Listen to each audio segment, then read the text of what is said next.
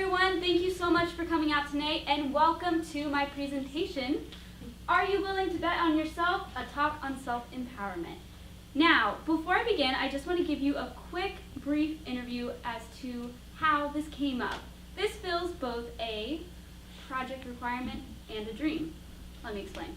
So for our course in education, we have a literacy assignment called a zine, which is where we get the opportunity to basically make six literary elements happen within one project, and we get to decide how we do the project and on what topic.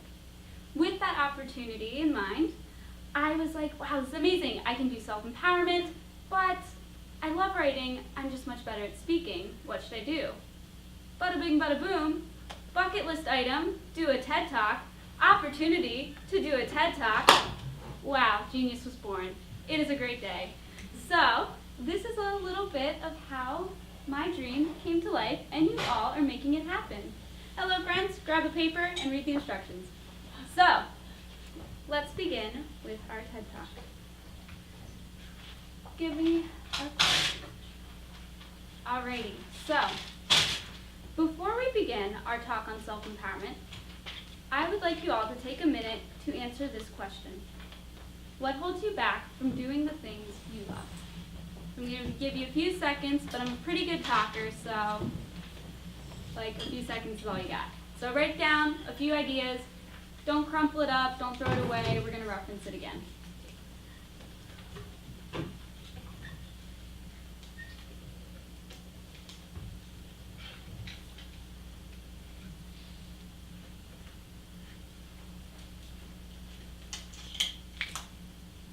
And for those of you who just came in, I'm not going to be calling on you. You don't have to worry about sharing your answers. They can be your deepest, darkest secrets.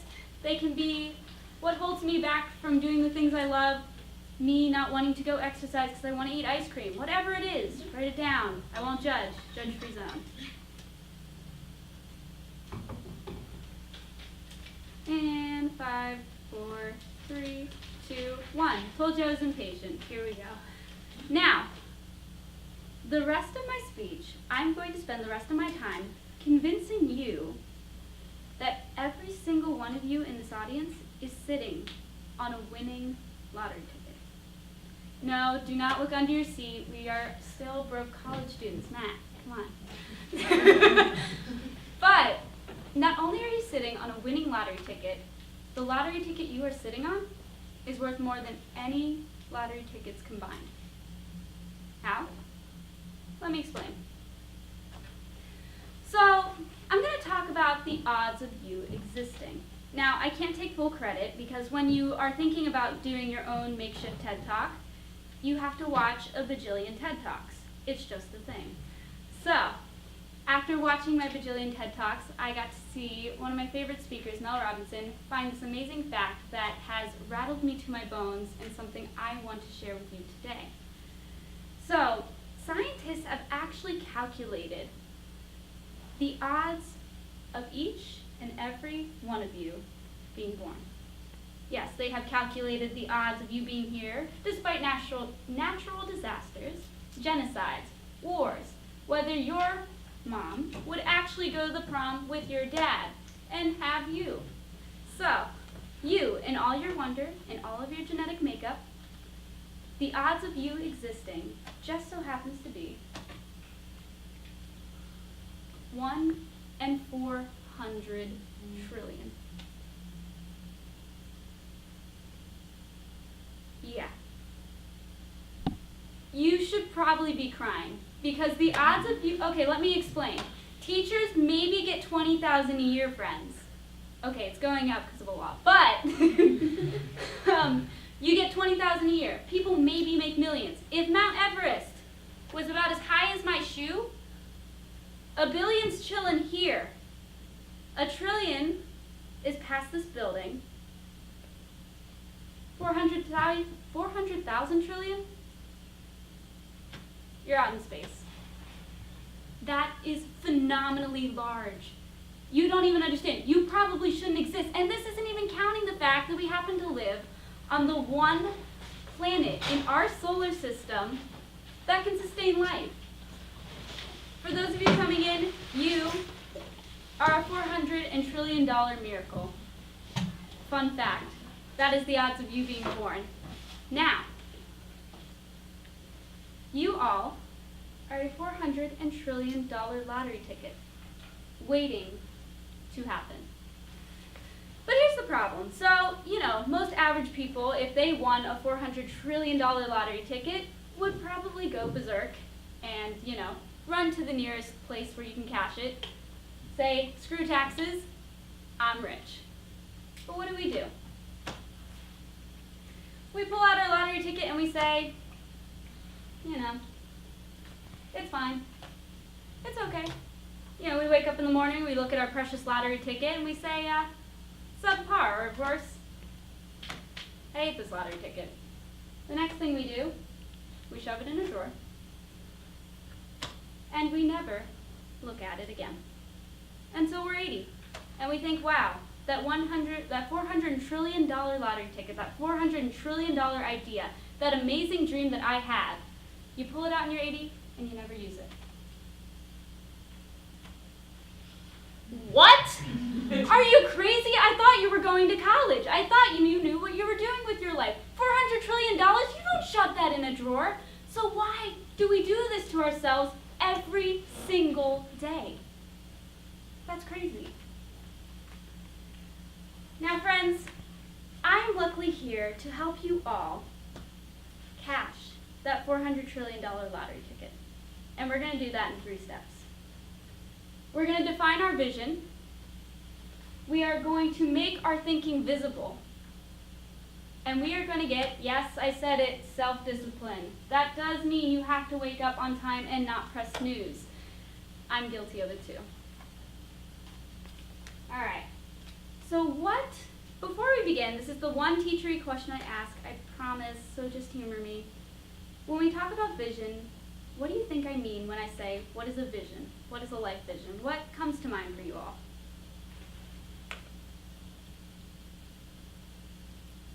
Purpose. Purpose? That's a good one. Any other thoughts? Something in the future. So something I don't have now, but I want to see in the future. I like it. Future bound?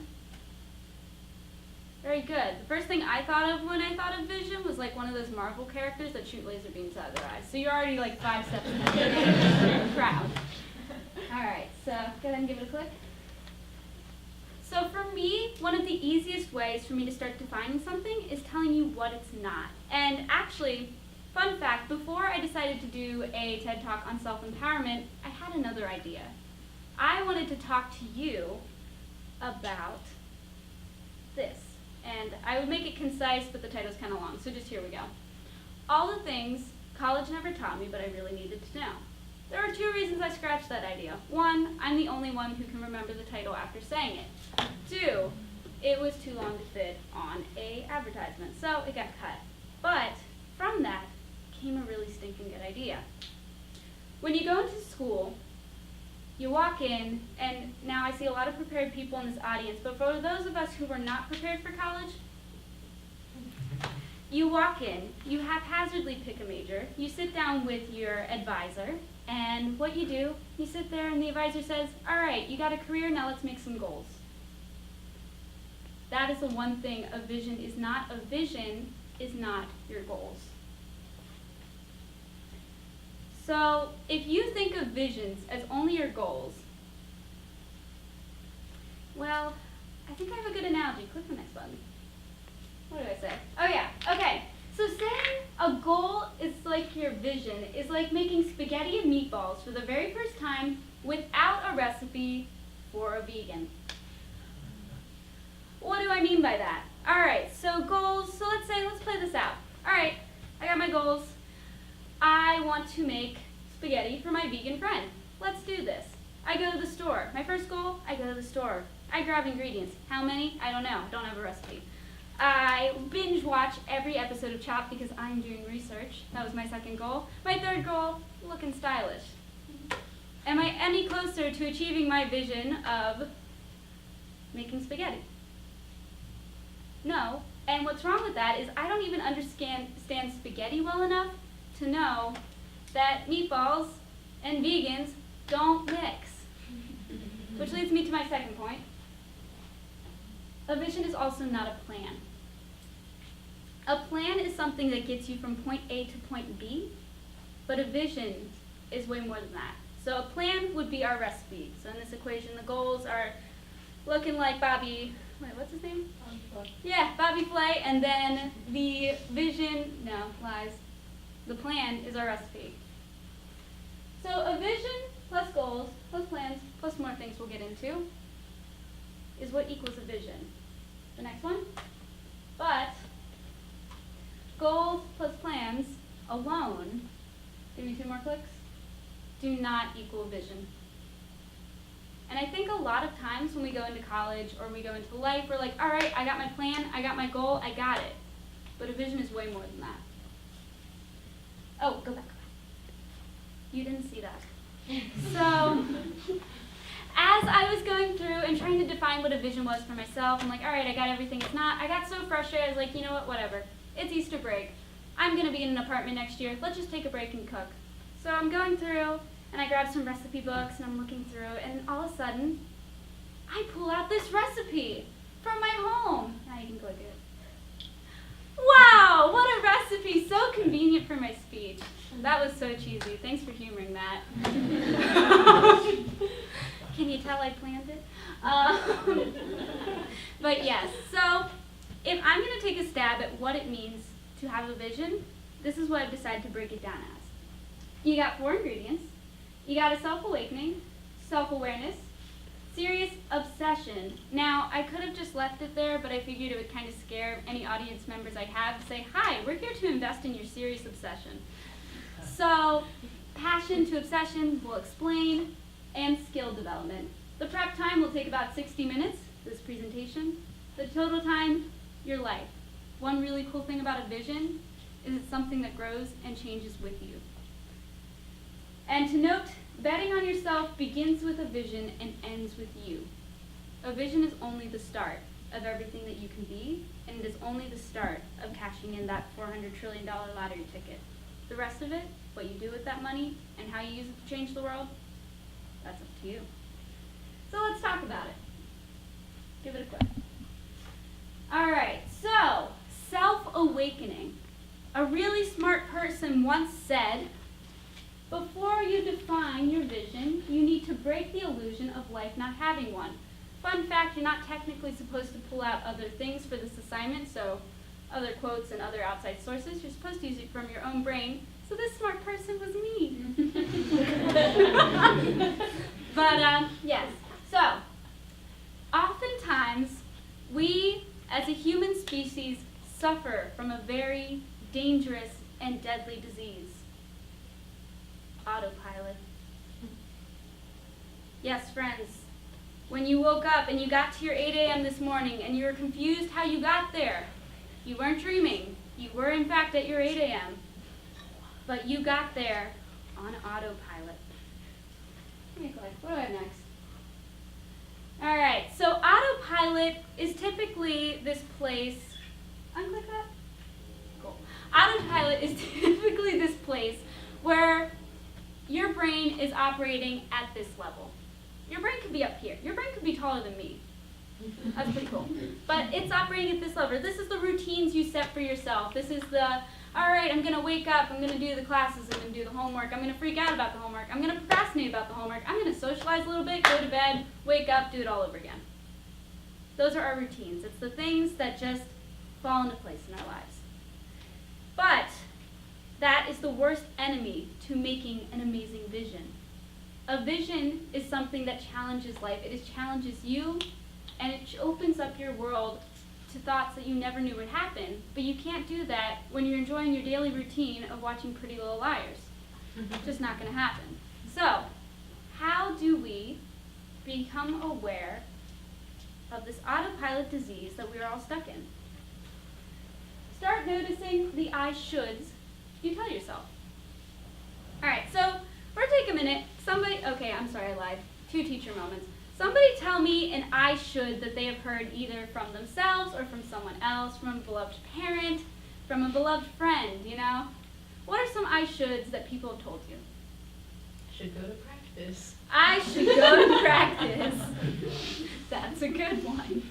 Do we have any more I shoulds? I should go to my 8 a.m. this I should go to my 8 a.m. I should go to my history class. Those are some good examples. So I also want you to take a moment to write down a few I shoulds on your paper.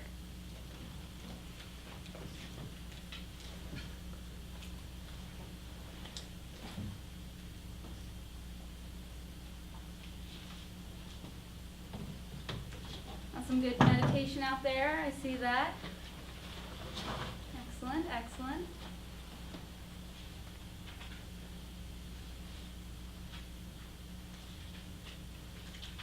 All right, and once again, I did tell you I was impatient. I apologize.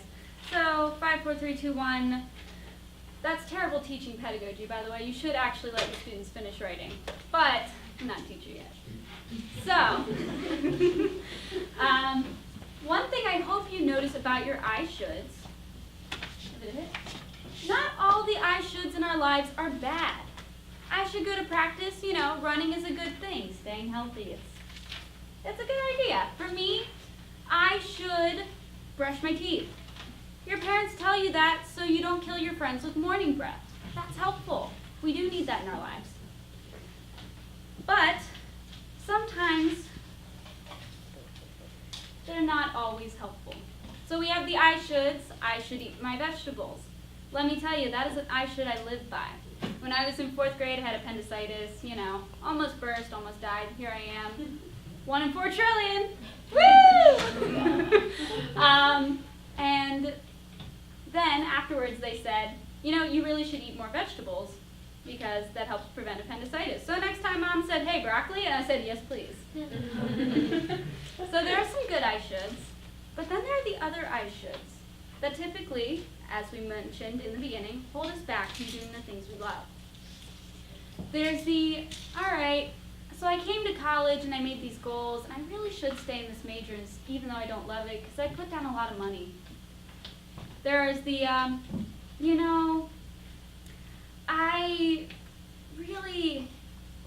should actually try to build this relationship with this person who's hurting me because that's what it means to be a good person. I should not question status quo or else I'm going to get looked at funny. I shouldn't dare to be different. I shouldn't try to think on my own. I shouldn't break out of autopilot. So, when you think I should, I'm not telling you it's always a bad thing, but it's important for you to start questioning why. That's the first way to break out of autopilot. The moment you start questioning why you do the things you do, you start actually figuring out what you want. There you go. Pretty simple. If math were that easy, I'd be much better at it. But here we are. Another fancy quote by a smart person. The moment you begin questioning the I shoulds of your life is the same moment you switch from autopilot to visionary thinker. You all are $400 trillion visionary thinkers. Every single one of you. And I'm excited to continue bringing that out. All right, next. So, congratulations, we just got through our self-awakening. Next thing we are going to talk about is self-awareness. Go ahead and give it a click. So, this one's pretty simple. It's basically the question, who are you? What do you want in life? Do you want to become a super smart math major? Do you want to save orphans in another country? Do you want to become the best ice cream eating champion? I don't know. But you do. And that's the second part of achieving your vision. You have to know who you are and what you want. Okay, good. It involves knowing, there's going to be a lot of clicking by the way, your strengths and weaknesses. This is important because if you don't know what you're good at and what you're not good at, it's going to be a hard time figuring out what you're going to do to change the world, you $400 trillion ideas. Next one. You have to know the people you like to be around. Pro tip for vision. Vision is extraordinary because it's something you have to do with others. A vision is not something you can achieve on your own, and some of the best visions in life are ones you can pass on to others. So you need to know who's going to work with you, and you need to know who you are going to be around. Next one. You need to know what you believe and you value. We're just going to roll through these. Keep going. You got to know what your pet peeves are. Yes, you do. You got to know what drives you nuts when you're sitting with your roommate, and you got to know what drives you nuts in a group project. So you know how not to kill the person next to you. You can't achieve your vision if you kill the people making it. Project. Next. You got to know how to interact with people. So when you want to kill them, you can't. I'm sorry. And you got to know how to handle conflict. You got to know how you handle. I'm not saying you got to handle it perfectly. I'm just saying you got to know what you do. Do you avoid? Do you run? Do you hide? Do you get up in someone's face and be like, yo, going down? That's not me. As you can tell. Are you someone who shoots for compromise? Are you someone who shoots for a win-win? What is your style? Know it, use it, learn other people's. Because your accomplished style may not be the same as someone else's, and that will butt heads. And you gotta know what you love. There's a tip in acting, and they say when you're trying to embody a character, you need to know what that character wants. And as long as you know what they want, you can act out what they do. So you have to know what your character wants to act out the rest of your life.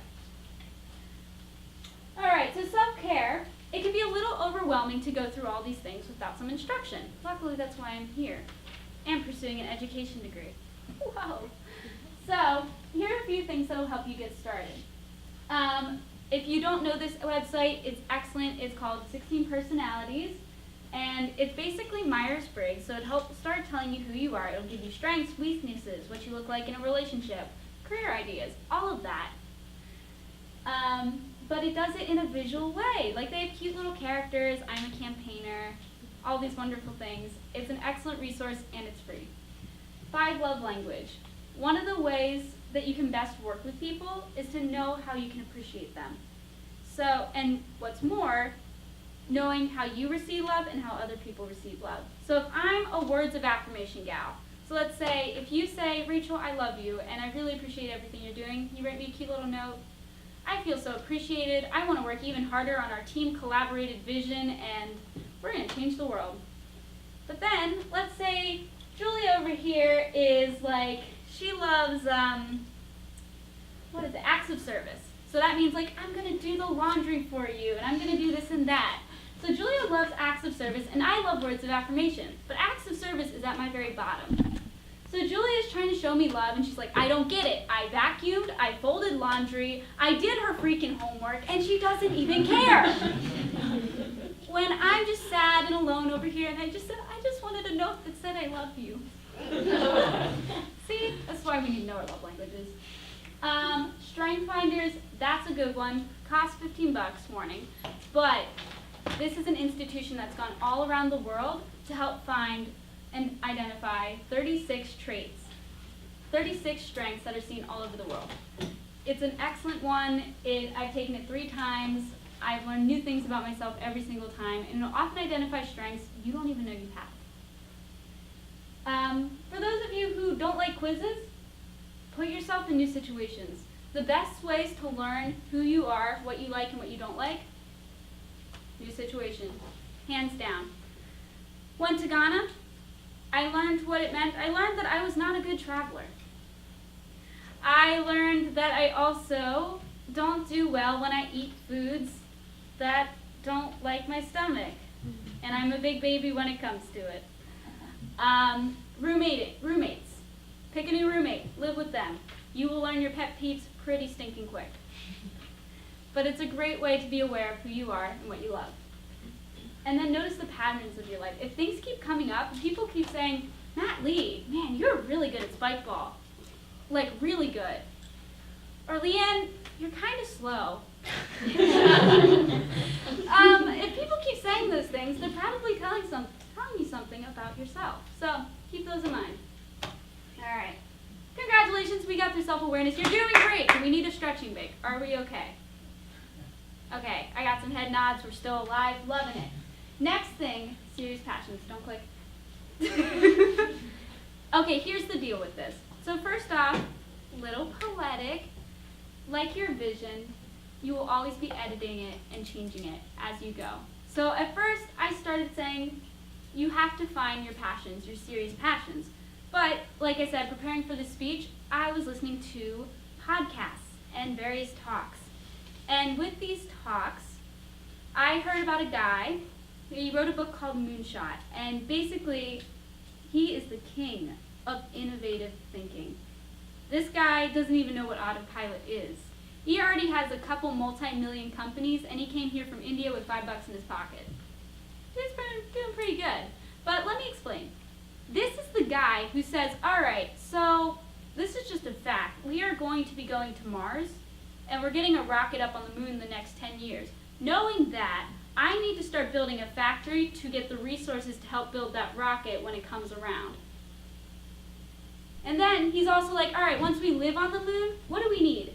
Humans need energy to survive, right? Do we necessarily need food? Let's figure out how we can harness energy from the sun to feed ourselves so we don't need food. Bonkers. Wild. This guy does not live in any boxes. He is living life on the edge. So, in his speech, he was going through and he's saying all these smart things, and the one thing he said is, I'm writing up my 4 ingredients, and I'm like, oh yeah, find your serious passions. He's like, passions are weak. And I'm like, that's fine, I just won't talk. But then he said, passions are weak. You need an obsession. And I thought about it for a moment. I was like, all right, that's fair. I'm passionate about singing. Do you see me up on a stage singing? No. But you know what I am passionate about? I am passionate about self-empowerment, and I'm passionate about seeing other people achieve all the potential I know they're capable of. Do you see me on a stage? An obsession is something that you will not stop thinking about. You go to bed, you dream about it. You wake up, you brush your teeth, you are thinking about it. You are learning about it. When you could be on Twitter following Kim Kardashian, you're reading articles about it. Sorry, Kim. That is what an obsession is. It's like Matt and Spikeball. So you need not a passion, but an obsession. So this is how we get it. You want to go? Oh, the other thing, why a vision is so important and why goals and, plans don't cut it. The vision is the why of your life. So the thing is with passions, I like singing, but I'm not willing to wake up at 5 in the morning to go drive to a club, to go sing, and maybe get famous. Passions don't make you do the things you don't want to do. Obsessions, a need, a desire so strong that you cannot deny it, that is going to get your bed up. That is going to get your butt up out of bed at 5 in the morning to do whatever you have to do to make that thing happen. But I'd be lying if it didn't start with your passions. Wow. So, the first thing you need to do to find an obsession, because let's be real, we're college students. Do we have time to figure out what we enjoy? No, we're doing homework. Come on. Fun? Enjoyment? Nah. We'll leave that for when we're dead. Sorry. So, okay, we're going to take a moment, just a little hour right now, to actually figure out what you love. And that can be a little bit hard when you haven't had time to actually do the things you love. So these are some questions you can ask yourself to kind of re-remember what those passions are. What were things you loved doing as a kid? What was the last thing that brought you true joy? What is something that inspires you? What is something that makes you curious? I'm a big one for that. Like our science journals, I'd be jamming over those. I'm like, look at that water droplet. Oh, it looks so good. I love nature. Sorry, that's only for the ed majors. And they're even cringing, so bless you all.